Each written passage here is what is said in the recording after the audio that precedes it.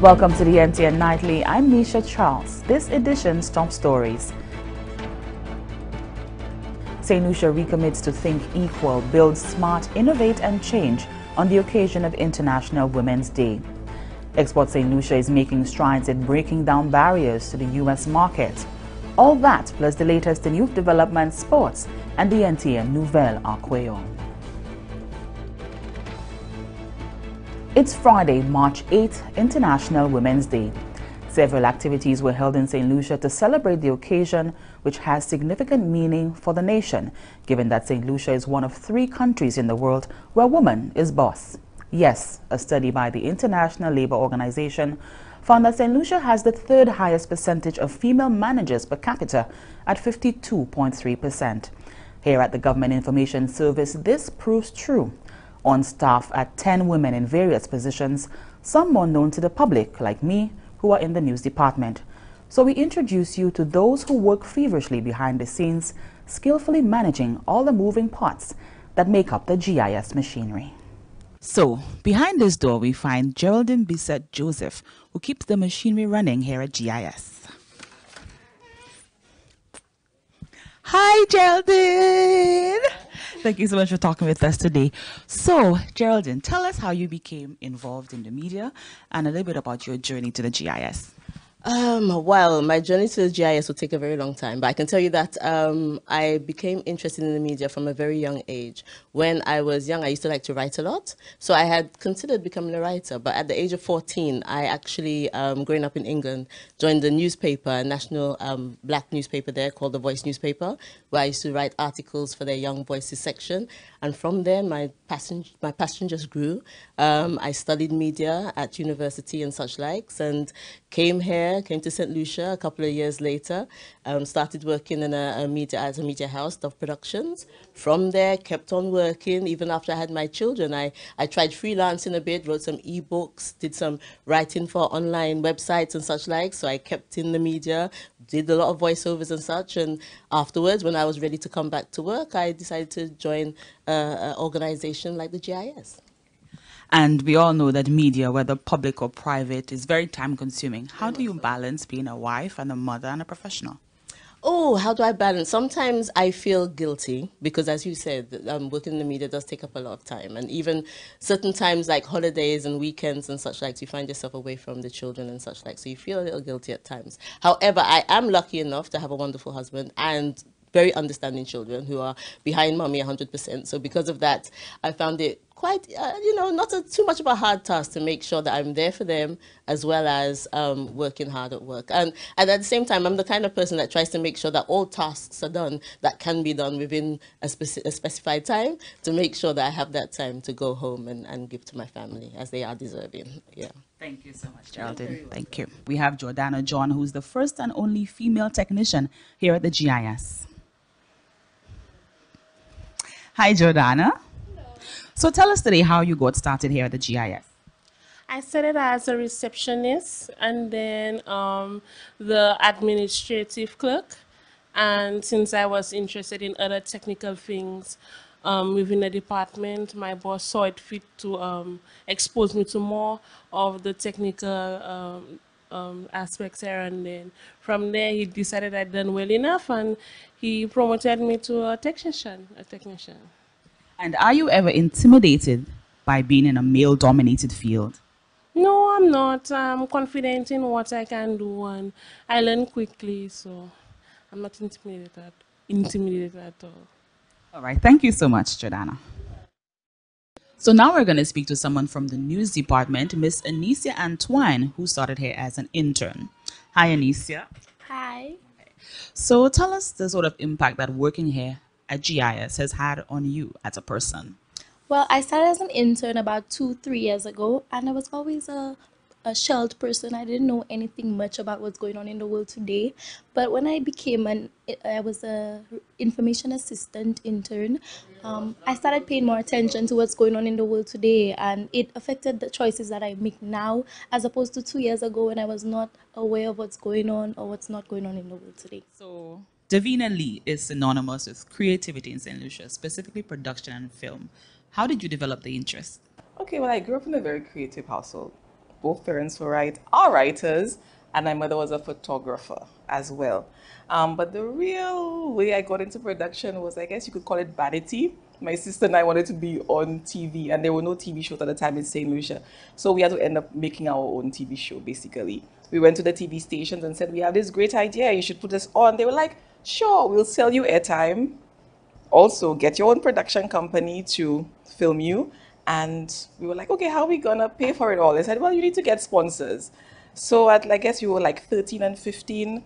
We had to go to companies, get sponsorship, buy our airtime, and actually we got it done. So I felt at that time that nothing was impossible. So that's how I really got into it. And then I realized, I don't really want to be in front of the camera. I like how behind the scenes works. So I went off to film school, and I came back and continued, basically. So being a PIO must be challenging. How does that compare to the film process? Well, it's very similar. In film, it's about teamwork. If you're a producer, you manage the team. And it's similar right here at GIS. We're a very creative environment. So it's very, very similar. How do you feel being the first woman to hold the post of Principal Information Officer? You know, I never realized that I was the first until somebody brought it to my attention. But I'll say, like, hooray for progress in this field. So what I mean, I've been in a male-dominated field my entire career. So it's like, it's normal for me, but happy to know that we're progressing. And finally, what is your vision for the GIS? My vision for the GIS is that, well, apart from the fact that we have to let people know what's happening within the government, this is our mandate, but I also want us to be able to create a platform for young, upcoming creatives, a place where they can be trained, a place where they can show off their work and so on, and also to really develop the television industry in St. Lucia. I think this place has so much potential, and so we're working towards that right now. Meantime, in commemoration of International Women's Day, the Department of Gender Relations organized a church service to celebrate the social, economic, cultural, and political achievements of women. Janie Joseph, the acting director of the Department of Gender Relations, stated that although St. Lucian women have accomplished a lot, there are still a lot of advancements to be made. We don't have as many concerns with reference to women in leadership, women in education, etc. However, the inequality that exists in terms of men and women in the world, it affects St. Lucia as well. It affects the Caribbean region as well. Incidentally, we are at this point in time conducting a review of gender equality generally and the advancement of women. And we are finding that there have been advancements in certain areas. However, we still are lagging behind in other areas. Joseph indicated that the results of the review will be made available to the public in the near future. It is interesting that the areas where people believe that we've advanced a lot, we still have a lot of work to do. Like, for instance, in the area of women in decision making and leadership.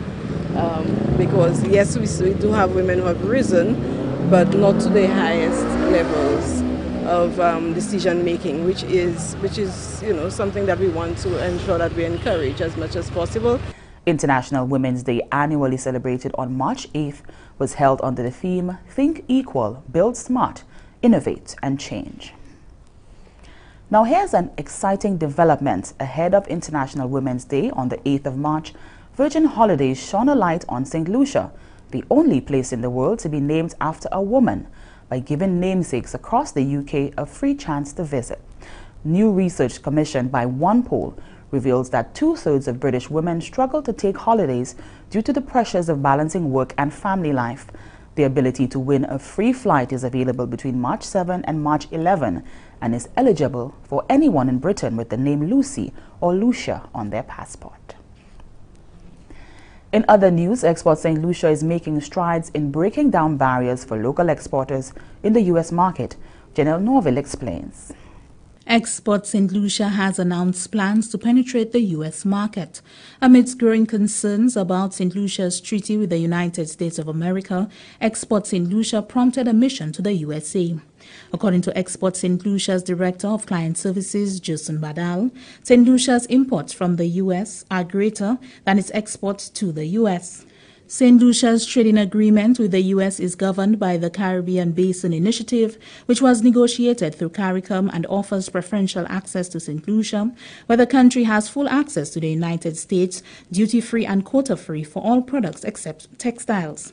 Badal highlighted some of the mission's findings. Because of changes to the demand in the U.S., the millennial demand basically, there is a great opportunity for non-traditional produce, breadfruit, dasheen yams, peppers, golden apples, passion fruit.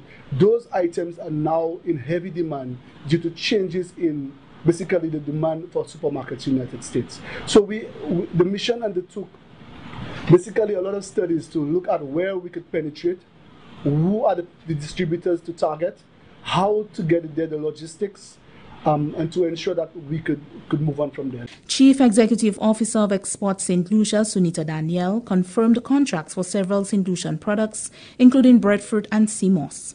The entity will be working with the Ministry of Agriculture to fulfill these contracts. She added that Export Saint Lucia has increased its capacity to address issues at the border by establishing key contacts in various organizations. This will ensure that products from Saint Lucia are not rejected. There are also invitations to export Saint Lucian art, music and designs. The CEO noted, however, that some products are prohibited entry into the U.S. market, including sourshops, mangoes and golden apples. We had discussions with the U.S. FDA, and they've given us a contact at the U.S. Department of Agriculture, and we have started talking to the Ministry of Agriculture to look at how we can lift those restrictions for Saint Lucian exporters. So I have already spoken with the PS of Agriculture, and that's something Agriculture will be working with us on. So very soon, in short order, we should see the export of golden apples for now and mangoes to the US market. So for us, those were the major achievements, and those are things we're really, really proud of and we think can really make an impact for our Saint Lucian exporters. A number of initiatives will also be coming on stream to bolster Saint Lucia's export capacity, including certification for manufacturers, ISO certifications for agricultural products, and GAP certification. For the Government Information Service, I am Janelle Nouvelle. And this is the NTN Nightly. Coming up, the latest happenings in youth and sports with Ryan O'Brien.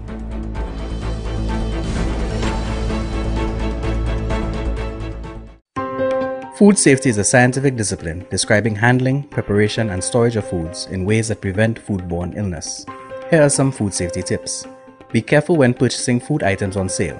Examine all items carefully prior to purchasing. Check for damage to food items and expiration dates. When purchasing local meat from butchers, look for the inspected and passed stamp, which indicates that the meat has been inspected by the Department of Environmental Health. Avoid keeping foods such as meat, fish, chicken, or foods requiring refrigeration in your vehicle or other location for over 4 hours. Before preparing foods and in between handling raw meat or chicken, wash hands thoroughly with soap and warm water and dry thoroughly. Use a separate cutting board and utensil for your raw meats. Prepare foods as close as possible to mealtime. Refrigerate leftovers immediately after mealtime and use refrigerated leftovers within 2 to 3 days. When reheating food, ensure that it is steaming hot to at least 75 degrees Celsius. A message from the Bureau of Health Education in the Ministry of Health, Wellness, Human Services and Gender Relations. Welcome back. We join Ryan O'Brien for the latest happenings in youth development and sports. Hello everyone. I'm Ryan O'Brien with your update from the Ministry of Youth Development and Sports. The 2019 Mass United Insurance 50 over Under-19 Schools Cricket Tournament continued on Thursday, March 7th with 3 matches. At the PI playing field, Beanfield Comprehensive Secondary defeated struggling PI Secondary by 5 wickets. PI Secondary batting first, dismissed for 61 in 13.4 overs, with Kevin Francois making 20 and Shervon Albert 10. Bowling for Beanfield Comprehensive, Tyrone Theodore had 4 for 10, Chad Martial 3 for 6, and Urias Constantine 2 for 33. Chasing a victory target of 62, Beanfield Comprehensive finished on 63 for 5 in 9.3 overs, with Amani Agdoma making 14 and Cuthbert Hippolyte 10 not out. Shervon Albert was PI Secondary best bowler with figures of 4 for 39. At the Gozile playing field, Group C leader St. Mary's College secured a comfortable 125-run victory over Sir Ira Simmons Secondary. St. Mary's College batting first made 239 for 8 in the allotment of 42 overs, with Zidane Arthur top scoring for well-played 55, which included 4 fours. Other useful contributions came from Jihan Buda with 37, Ryan Goodman 34 not out, and Sergio Ogis with 13. Bowling for Sir Ira Simmons Secondary, Jonathan James picked up 4 for 41 and Linde Louis 2 for 46. Chasing a challenging target of 240 for victory, Sir Ira Simmons found the going tough and was eventually dismissed for 114 in 24.2 overs, with captain Gabriel Bissett making 26 and Carrick Victor 14. The wicket takers for St. Mary's College were Jendel Cyril with 3 wickets for 3 runs, Amari Venner 2 for 14 and Dominic McLennan 2 for 23. At the Wen playing field in Monipo, Clendon Mason Memorial Secondary and Granivere Secondary had to settle for 1 point each as rain brought their match to a premature end. Clendon Mason Memorial batting first was dismissed for 68 in 16.2 overs, with Janelle Abbott contributing 16. Bowling for Granivere Secondary, Jaquan Deschamps grabbed 4 for 13, Daniel de Turville 3 for 8, and Janelle Emmanuel 3 for 9. In reply, Granivere Secondary reached 21 for 1 before rain brought an abrupt end to the match. Daniel de Turville was 60 not out when the rains came. Schools volleyball competition under the auspices of the Ministry of Youth Development and Sports also on. In results from Thursday's female category, St. Joseph's Convent won over Corinth Secondary School 25-14, 25-7, and Leoness Comprehensive won over Miku Secondary 25-7, 25-11. Matches continued on Friday. The launch of the sub-region's first in-depth survey on adolescents in St. Lucia will assist in the formulation of focused policy to tackle issues facing youth. Director of Youth, Mary Wilfred, is of the opinion that the findings of the survey will make interventions more relevant to the development of the nation's youth.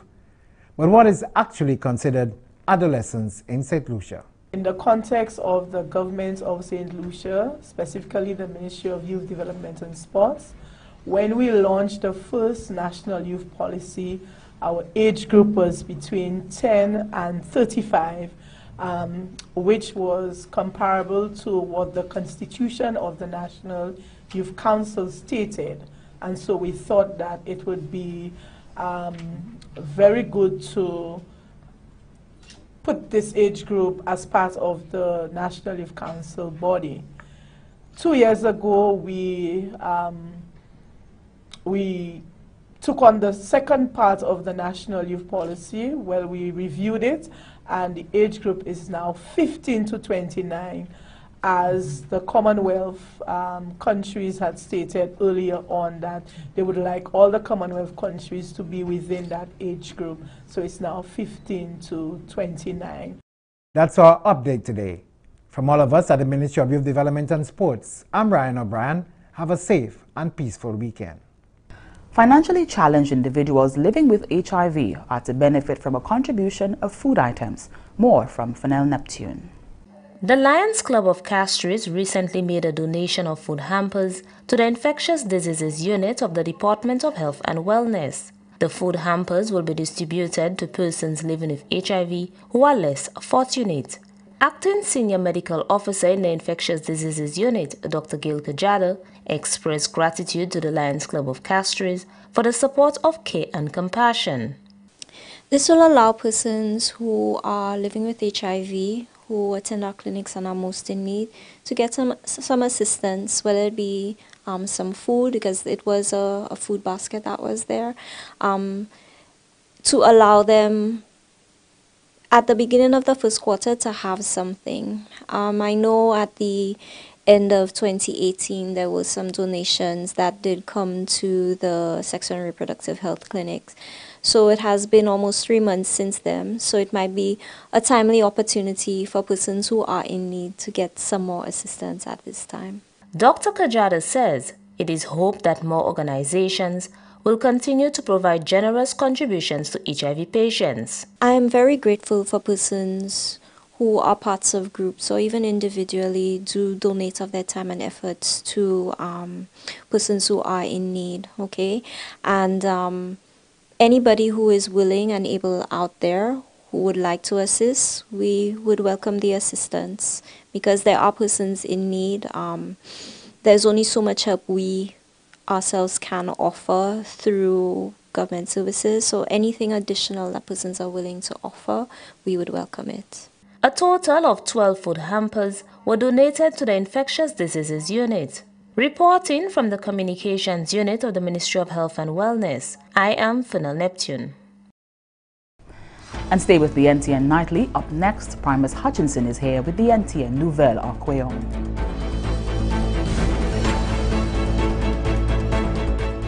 The world's climate is changing, and that affects all of us.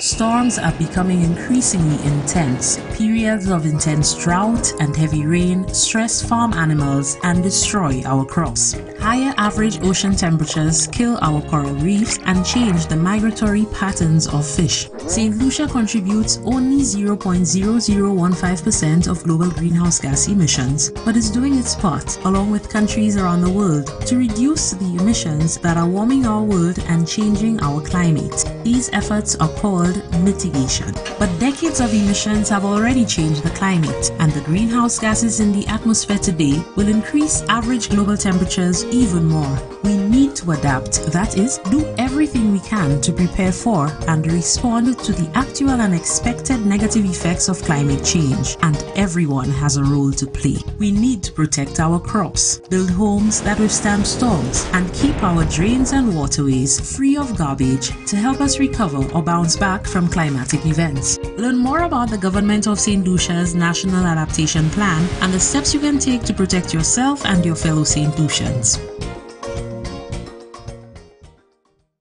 Welcome back.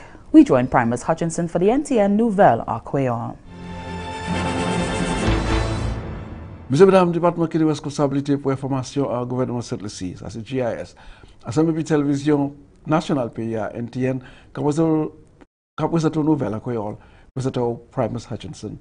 Virgin Holidays à l'Angleterre, qui offert femmes à pays ça là, ils ont une grande occasion pour faire vacances à Saint Lucia, et ça c'est en observance Journée internationale des femmes le 8 mars. Virgin Holidays offert finance ça là parce que Saint Lucia c'est le seul pays à la terre qui a porté non une femme. Recherche a montré que l'autre femme à pays l'Angleterre pas capable pour aller à ses vacances en résultat de travail et de la famille. Pays Saint Lucia c'est le troisième plus fort pays à la terre en la façon d'individuer la population qui des femmes qui attribuent position gérée en business. Chef autorité des affaires touristes à Saint Lucia, Tiffany Howard, déclaré que l'initiative ça c'est une occasion pour honorer ces 1000 femmes Saint Lucia avec le reste de la terre. Géré pour Virgin Holidays, Joe Thompson, dit que il voulait célébrer seul pays à la terre qui a porté non une femme et pour bailler femmes à l'Angleterre l'occasion pour visiter joli pays ça là Saint Lucia. N'importe femme l'Angleterre qui a porté non Lucie et bien Lucia à son passeport ni chasse là pour gagner un prix passage avion pour Saint Lucia depuis le 7 pour le 11 mois de mars. Saint Lucia a participé dans un projet de réformation pour jeunes gens qui ont des problèmes et puis système justice. Pour ça là a fait en collaboration entre ces pays Caraïbes et USAID, ça c'est une agence des pays de l'Amérique pour le développement international. Pour j'ai encore pour 6 ces pays indépendants en Caraïbes et ça c'est pour aider jeunesse à programme de réhabilitation et pour aider à vivre en société à un système qui a poussé au sortir en qualité de la vie que vous suivre présentement. Ministère de l'égalité et de justice sociale au gouvernement de Saint Lucia, j'ai entré dans un gymnase et puis UNICEF pour conduire un 2 jours d'exercice d'étonnement pour essayer de comprendre la manière que ces jeunesses a développé et pour aussi apprendre quelle manière bon qu'a-t-il avec disposition qu'a formé en ces jeunesses là. Aussi, un spécialiste pour projet de réformation justice at jeunesse pour ce pays, Gloria Auguste, responsable pour conduire l'exercice des traitements là. C'est que le permanent ministre de l'égalité et justice sociale, Madame Velde Joseph, déclaré que le rapport qui sorti récemment concernant bonne direction et égalité pour jeunesse, qui pour tirer une bonne occasion pour la meilleure comprendre de la vie jeunesse et pour assister à la transformation là. Gouvernement Saint Lucie établit législation pour justice, pour jeunesse, et occupation et protection des enfants. Loi ça là supposé aider jeunesse pour abattre ces plusieurs problèmes qui ont rencontrés à la vie. Le gouvernement Saint Lucie a continué pour tenir attention à la situation en République Venezuela qui a augmenté et qui a une cause à pile souffrance pour le pays. Saint Lucie a crié à ce gouvernement Venezuela pour vivre embrasser le principe de démocratie et vivre parmi ces camarades. Ce pays comme là, j'ai éclaté même appel ça là aussi. À la dernière session de conférence chef ce pays comme là, qui était prévu 2 semaines passées, il y a un appel concernant des grosses souffrances là qui a sur le peuple Venezuela. C'est le CARICOM, le peuple Venezuela supposé trouver les champs libres là pour vivre à bas principe Nations Unies, pour trouver protection contre menaces et respect pour le pays. Il y a pour la discussion pour trouver résolution à bas loi Venezuela. En parlant de ça, c'est ici que le gouvernement Venezuela a une élection plus vite que possible. Mais l'administration a refusé d'écouter. Puisque ces 4 pays ont officiellement embrassé Juan Guaido comme pour prendre responsabilité contre l'autre président Venezuela. Selon le ministre des Affaires étrangères, c'est ici, honorable Sarah Flood Bobre, c'est aussi très concerné de sécurité en bord de la mer, particulièrement manière drogue et amination qu'a entré en pays. Et aussi si quantité de gens Venezuela qui a entré en pays. Bon, pour raison ça là, le ministre Bobre dit que cette liste a continué le travail et puis l'autre pays avec organisation pour établir la sécurité en Venezuela.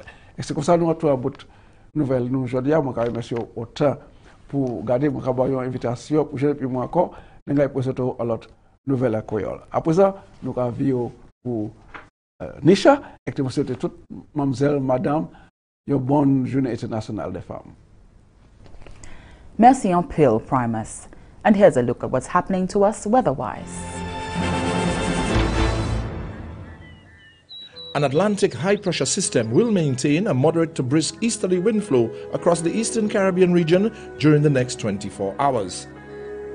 Skies are partly cloudy, becoming cloudy at times with some scattered showers. Small craft operators and sea bathers are advised to exercise caution due to above normal seas.